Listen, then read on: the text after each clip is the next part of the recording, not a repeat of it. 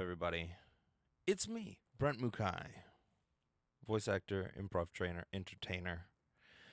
This will be episode 6 of the podcast. I made it to the golden number 6. I don't know why that's the golden number.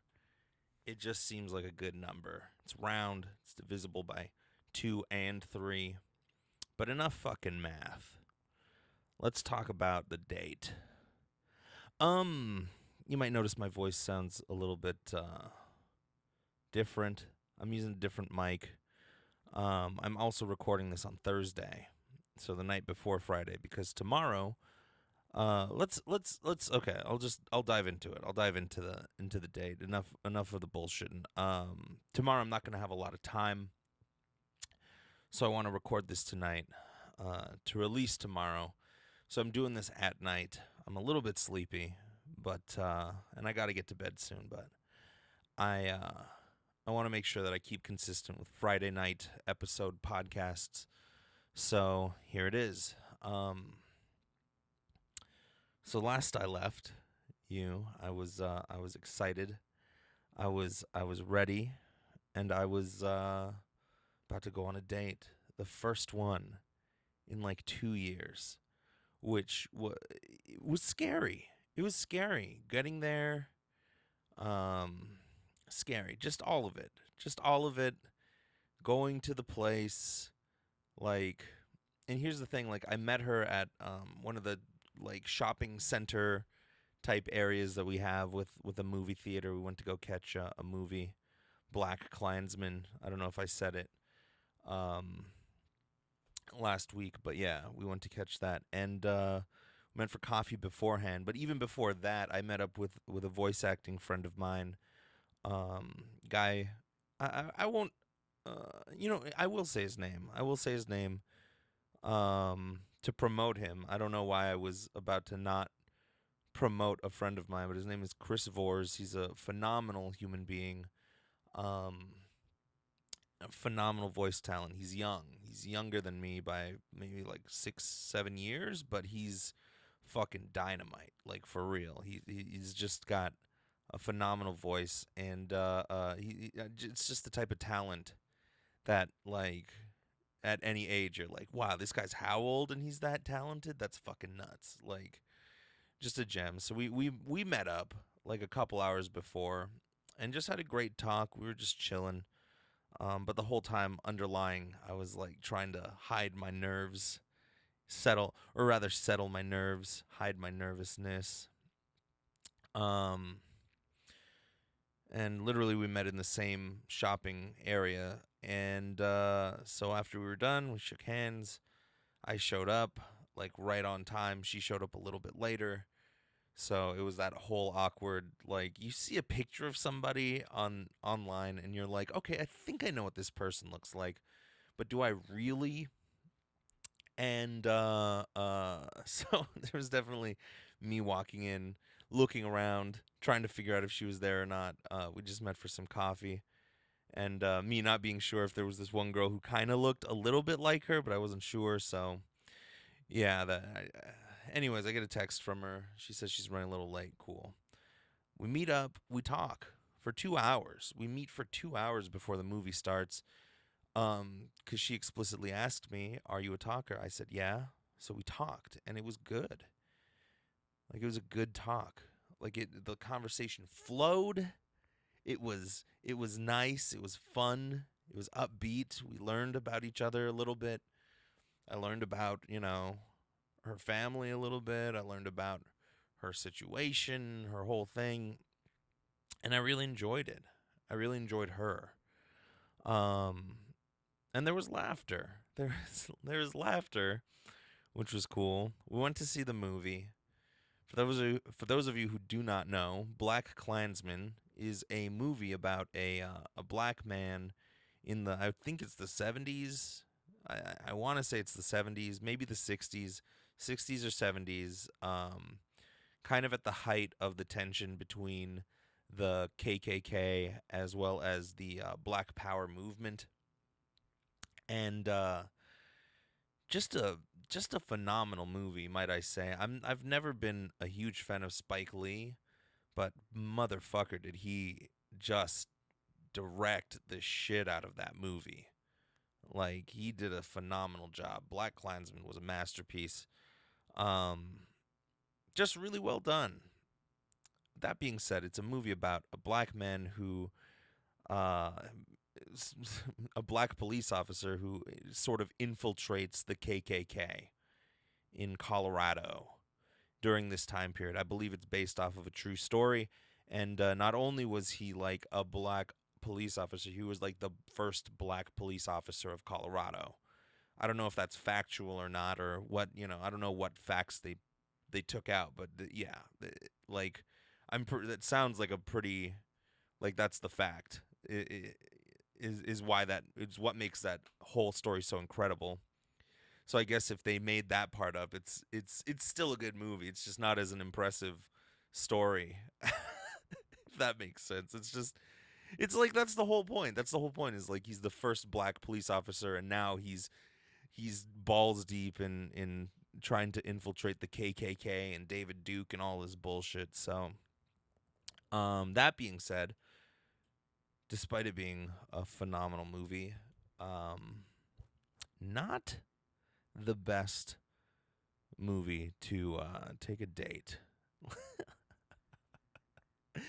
I'll let you process for a moment just the idea of watching a movie. Very heavy movie. Like it's light at certain points. There's like some romance and some comedic moments that are definitely funny to release the tension. It's a really well paced out movie. But right at the end, man, do they just bonk you over the fucking head with some I mean, just like current event shit that's going down that makes you feel like, wow, have we changed? Like it just poses that question. So it's kind of it's such a weird film in that way. Cuz it seems like there's a happy ending, but then the true ending is like nothing's changed, motherfuckers. Um she picked the movie. So I am not to blame for that. She was adamant that she wanted to see that movie. Um, and I totally get why. It was a great movie. But afterwards, we were able to joke around about it, and we joked. We joked and talked and said that it was a horrible movie choice. She said, what did she say? She said, I didn't think that it would be that racially charged. And I was like, yeah, who would have assumed that a movie about a black man infiltrating the KKK would be fucking so racially charged, right? Um so yeah, it was good. It was nice. After it was done, we walked her to her car, you know. She drove me back to my car and we sat and we talked in her car for like 2.5 hours, which is like the only reason we didn't go someplace after because I said, "Can we go? You want to grab a drink? Do you want to grab some food?" She said, "No, I'm not hungry." And then she said, "I think I'm down for a drink. What time is it? It's midnight." She's like, "I got to get up early tomorrow."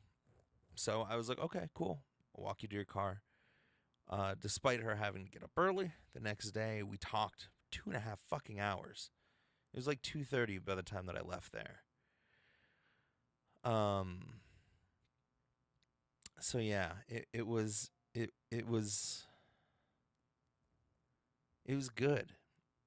Um, whole time we were joking, we were talking, we were fucking just shooting the shit, and it felt good to just shoot the shit with somebody who likes to talk.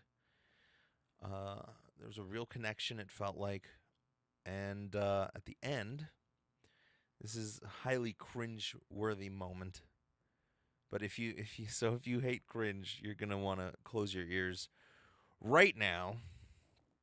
Right at the end, I went in because I had said multiple times throughout our 2.5 hour extra conversation, I don't want to keep you up. But then we just kept going. Like it wasn't me.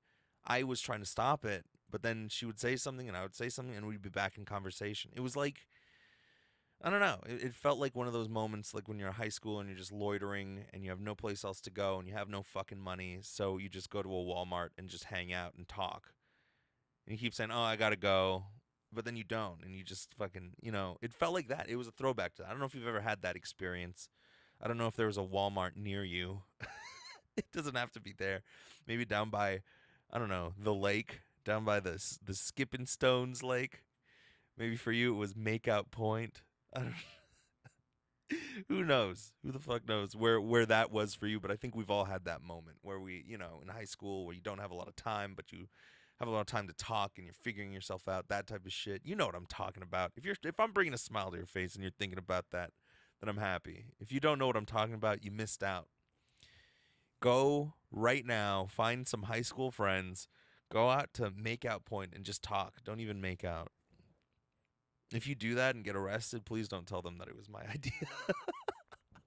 But you're missing out. You're missing. That was like a crucial. That was a crucial thing for me. I was never a party guy. I was more like the let's fucking talk guy. And now I have a podcast. So who the fuck won that battle? I don't know why I consider it a battle. I'm just combative. That's all. I'm just combative. Anyway, let me get back on track. My ADD's kicking in. That's another cool thing about her. We both have ADD. At one point I said, "Hey, do you have ADD?" Because I can feel myself when I start to get off topic and I pull myself back and get back on topic. But with her, we both sort of had these moments where we just sort of started tangenting off of each other. That's not a word, but we just had this tangential conversation that never got to the original point of what it was, which would drive most people crazy. But to me, I was like, oh, wow, somebody understands what the fuck my brain is like. That's cool. Anyway, cringy moment. Right at the end of the night, I go up, or we're in her car, and I say, okay, cool, I don't want to keep you. Finally, she's like, yeah, I gotta really go now. And I said, okay, cool. And I lean in to give her a hug. And as I lean in to give her a hug, she goes in for the kiss, and I say, oh, right before it happens. And of course, I don't waste any time. I don't ask any questions. I just say, oh, and then we kiss, and that was the whole time. And then we made out a little bit, which was really cool. But me saying oh right before, especially like a surprise like definitely not the smoothest move I ever could have fucking made. Probably one of the most embarrassing things. That's a flat out lie. I just don't get embarrassed very often. I usually know what the fuck I'm doing. Like, I've been shirtless on stage. I've taken my pants off on stage. But like, I wasn't embarrassed because I knew what I was doing. Like, that was like super embarrassing because I was like, oh my God, it was like this involuntary fucking surprise. And I've since talked it out with some people and they've said, oh, it's not that bad. And I'm like, okay, I feel like you might be lying to me, but fine. So yeah, so it went really well last week. Then the next day we texted, back and forth, and here's where the story takes a sad turn. Is that Monday night I text her and said, hey, how's it going? Because she hadn't texted me on Sunday. I didn't really text her. I didn't really reach out. So I was like, oh, okay, cool, fine. I'll reach out on Monday night. She didn't get back to me. So Monday passes. I'm like, okay, maybe it was, she's a busy person. She's a human being and, has her shit together. She's obviously got stuff going on. So I'll give it some time. So Monday passes. So Monday night is when I text her. Don't hear anything back. Tuesday goes all the way by. And I'm just like, okay, I'll play it cool. Wednesday comes around. I forgot to add this part. I am a part of Comedy Sports, which is an international improv thing, in improv franchise, the only one that's kind of like that, or at least the biggest one. Because Second City has, there's all sorts of. I'm getting into improv nerd talk. Anyways, I'm a part of this whole thing, and our first real show is this Friday. Literally, the first show is this Friday. and I'm in it. So last week on Friday, I talked to her and I said, "Hey, I'm going to be in this show." She said, "Oh, cool. I'm going to try and get my coworkers to go. We'll figure it out, blah, blah, blah. We'll make a whole thing of it." And I said, "Okay, cool."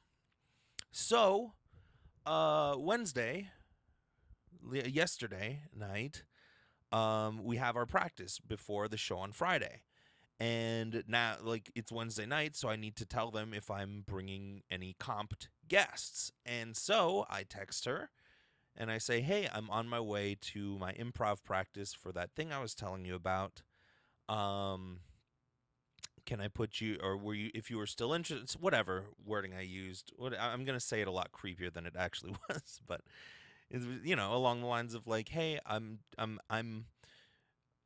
going to the practice for this thing on Friday. I know you said that you were thinking of coming. If you are, hit me back and I'll get you a comp ticket or two." She did not reply to that. And now it is Thursday night. Now it is Thursday night. And I've basically been ghosted for the past 4 days since Monday. I guess technically 3 days. I'm being a drama fucking queen. But yeah. I've just been ghosted for 3 days. And I don't know how to feel about that. This is the first time this has ever happened to me. Just out of nowhere, like willy-nilly, nothing. And like I'm trying to be positive about it, but I mean, what the fuck? You know what I mean? My brain starts going to the places that it will go, which is like, oh, she lost her phone. And even if that's the case and she lost it, like she would have my text unless she lost it and didn't get it. And even then it's like, oh, well, she could have just checked like the website and the messages that we had back and forth because I left my phone number on there. And you know what I mean? Like, because then you would assume after a while it's like, oh, if I'm living in the world of I lost my fucking phone, I want to get my shit and together and then, let the person that I had a good time with on Friday, let them know that I lost my phone and sorry if you've been trying to contact me, whatever. And then my brain goes to, well, maybe she lost her phone and doesn't have access to internet. which is, super plausible. She was doing a hot air balloon ride, a 5-day hot air balloon ride that she neglected to tell me about, and was on the phone and was saying, "Oh my gosh, I'm so happy! I'm so happy that this date went well. Oh no, my phone! I've dropped it. Who am I saying that to? I'm alone in a hot air balloon that's on autopilot, and I dropped my phone. So really, I'm just self-narrating this. What a wonky world! Can't wait for Friday. Like." Like, is that the only case scenario? And then my brain goes to the worst places. Like I'm ashamed to admit this, but my brain was like, oh my gosh, maybe she like got hit by a car or something, right? Um so like I looked up her name in Las Vegas news and just to make sure, because that's definitely more plausible, right? It's not the fact that she doesn't want to talk to me. It's the fact that she got hit by a car. That's much more plausible, right? I'm such a fucking idiot. Like, I don't know. It's tough. It's tough to deal with it. And I already foresee people being like, it's one date, dude. Like, take it easy. And I get that. But that doesn't make it any less shitty. You know what I mean? And it's not even that. It's just the fact that I'm getting ghosted and I don't know why. Like, I don't know what happened. I don't know what's occurred. I don't know. And it's the not knowing that fucking kills me. Really. Because it's like I want to assume the best, and assume that we had a good time. It was a good time. Like, had you seen us there, you would have been like, those two are having a good time. It's not, and it's I have a lot of awareness with people and reading people and body language and all that shit. Like, of course, for what I do, like, I need that. And I didn't once at any time get that. There was any, like, uncomfortability or anything. So I've just been sitting with my thoughts and figuring it out. Because, you know, there's people dying. There's people all over the world suffering great loss and, all of this shit. And here I am with one date that went well. I mean, I step back and look at it in that perspective, and it's like, I'm not dying, and it was one date. It's not like it was a 19-year relationship that's down the drain now. It's just, I guess for me, what sucks most is that it went well. Because if it didn't go well and then this happened, like, I'd totally get it. like you don't owe me any explanation. Nobody does. At any point, nobody owes anybody anything, right? So so if it went poorly, I get it. You don't want to talk again. But now I'm in the mode of like, what the fuck happened from Friday to Saturday and us texting, like good texting back and forth, I thought, to now. Like, what is it? And I'm prone to shit like this too. I'm prone to being down. A lot of people don't know, but like when I was a kid, I was diagnosed with like anxiety and like depression and ADHD and like a lot of these mental things that are ups and downs. And it's, I mean, for that up to be that up, I, I mean, I'll be vulnerable with you for this minute here.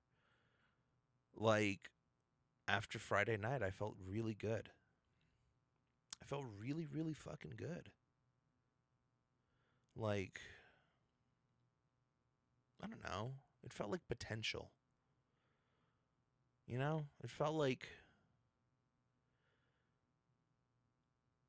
I kept pushing it away and pushing away dating and the whole girls and the whole everything, and I don't want it, and I can't imagine it, and I want to be in a good place. So then when I, a couple weeks ago, 3 weeks ago, when I started saying, you know what, let's just see what's out there, let's see what happens, and it started going, and I had that great experience, it was like, huh, cool. Maybe I was wrong. But now it feels like maybe I was right before. Maybe I'm not ready for this shit. Maybe I don't want this shit. If this is hurting me in any capacity, like, I shouldn't be hurt by this. As much as it's hurting me now, like, I shouldn't be. This is just life, And the shittiest part is? The shittiest part is that there's some small part of me. I haven't talked to any other girls because on the date we both told each other the truth, which was that when I'm talking to a girl, I don't really talk to anybody else. I don't, like, if there's one, and she said the same to me. And it made me feel special. And I thought, okay, well, I'm not going to talk to another girl until I'm done talking to this girl. And I haven't this week. And I'm waiting till tomorrow. That's the shittiest part. The shittiest part is that somewhere in me, I'm still holding out hope. I don't know what for. Hope that she'll come to the show and see me, and then afterwards she'll have some out of this world stellar fucking story about how she couldn't contact me, or her fucking, I don't know, she was up in the mountains for 5 days, or anything. Like, there's really no excuse to not communicate to somebody. And the shitty part is that even if she does show up tomorrow and she's like, I just, blah blah blah, and I had this whole thing, like, to not communicate with me, is that really somebody I want to fucking be with at all or entertain the idea of?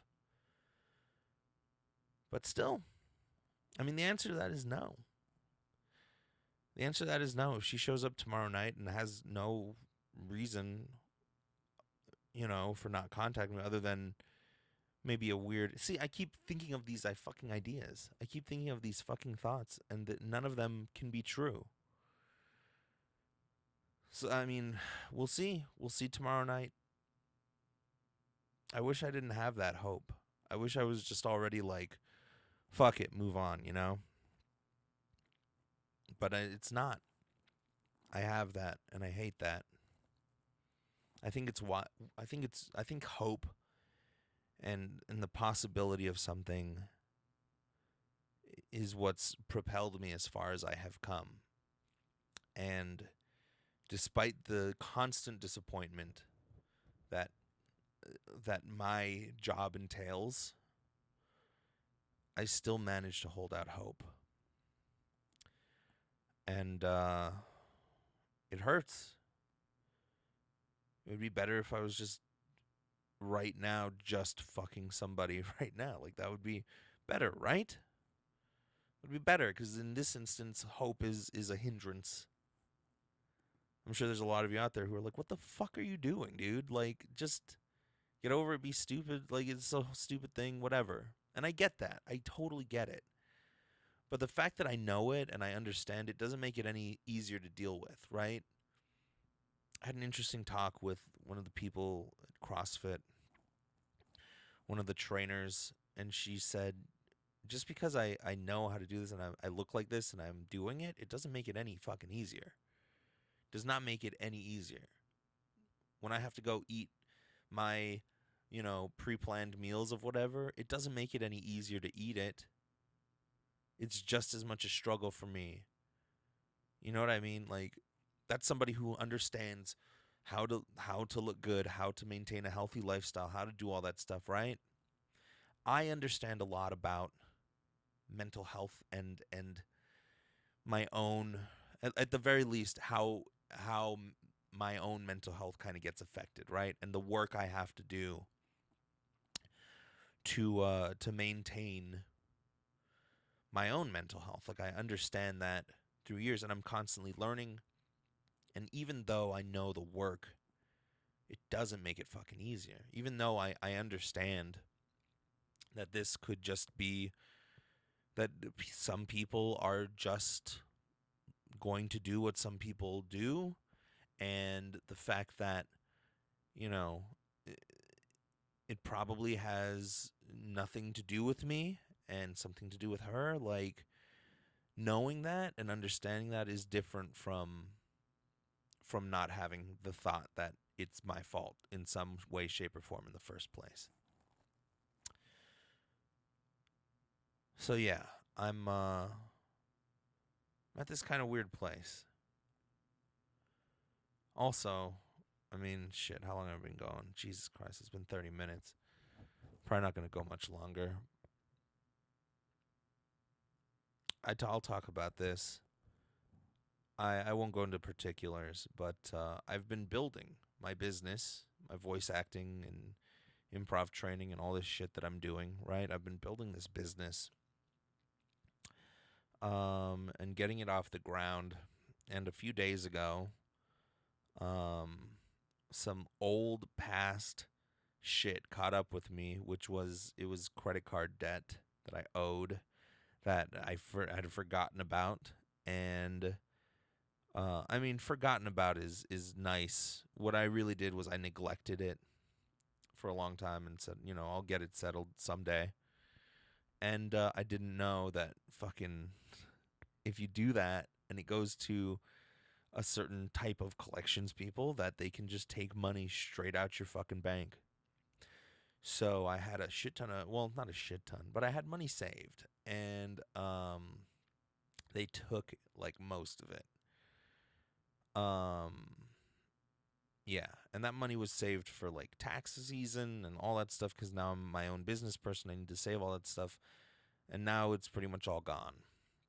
So it's like I'm starting at ground zero. I'm starting at like square one.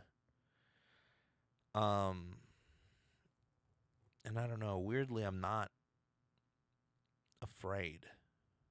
Like, like if this had happened 5 years ago, I'd have been freaking the fuck out. I'd be searching the classifieds.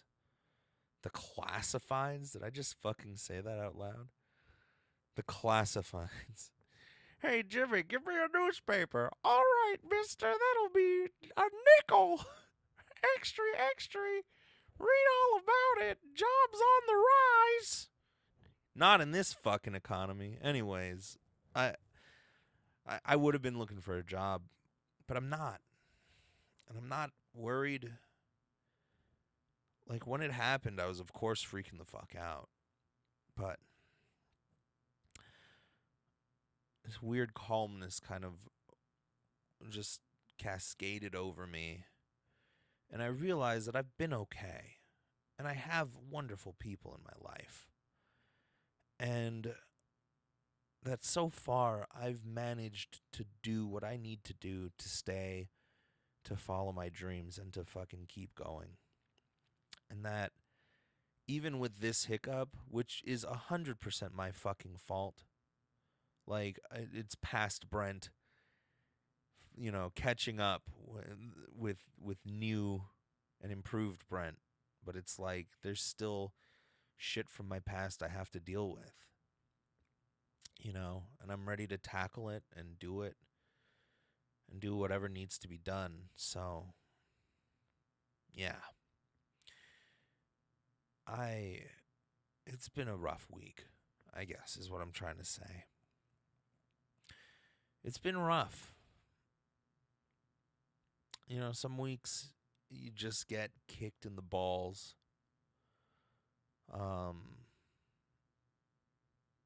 But I weirdly feel okay. I feel like things are going to be okay. And whatever you're going through, I hope you feel the same. Because I'm sure that we're all dealing with shit. You could be listening to this during the worst week of your life. And if that's happening, I'm sorry. But I think time heals all wounds, all that bullshit. Like, I know now, as much as this fucking sucks, I know right now sucks more than it will in another month or two. Because I'll keep solving problems and I'll keep moving forward. And as long as we're moving forward, we can move past the bullshit, right? There's my fucking hope again. It's going to get me killed one day. At least I hope it is. Oh, that's not even a joke. That's just a dumb, I don't know, wordplay. Whatever the fuck. Thanks for listening, everybody. Like I said when I started for me, this is cathartic. I can't believe the number of people who have picked up the podcast in the last 6 weeks. Like, the growth has been really fucking cool to watch, and I super appreciate you listening. Like, this week was rough for me. I hope it was better for you, and I hope your weeks continue to get better. My name is Brent Mukai. This is my podcast. Thanks for listening.